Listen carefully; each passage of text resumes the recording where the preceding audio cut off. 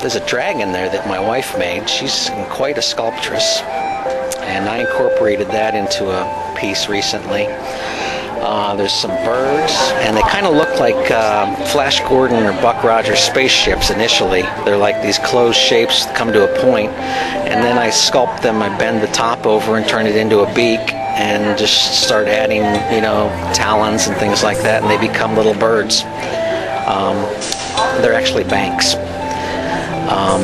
Down below there's a face which has little pure silver dots. This is actually clay mixed with silver, pure silver dust, and I fire it and do it in a sort of a sawdust firing method, and then I get the silver to sweat through the clay and pop out in little dots on the surface. It's an incredible effect.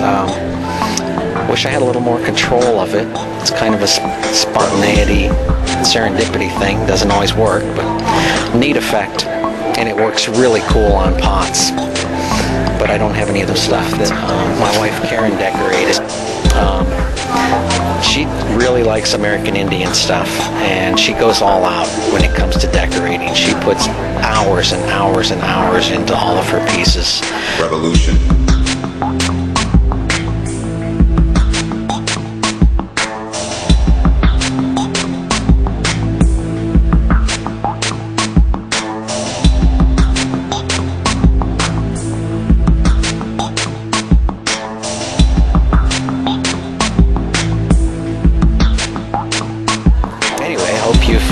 Enjoyed looking at this stuff.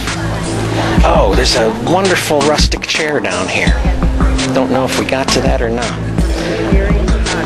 This is a very rustic piece of furniture, and you can see if you look closely that I split the piece of wood, made one the seat and one the back, and then I just kept adding to it. It has a footrest, and it's just an incredible amount of woodworking and structure to keep it all together. And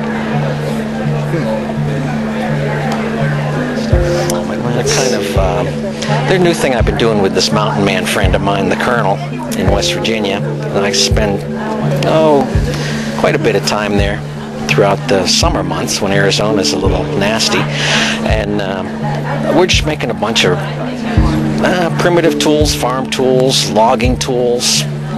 Colonel's done all kinds of stuff like that, and so there's a real nice little buck saw there, and I love the hatchet with the hammerhead on it, and the scoops and the ice tongs and the hammers. And we got all these hammers here, and there's a really nice two-man saw, buck saw, meat saw.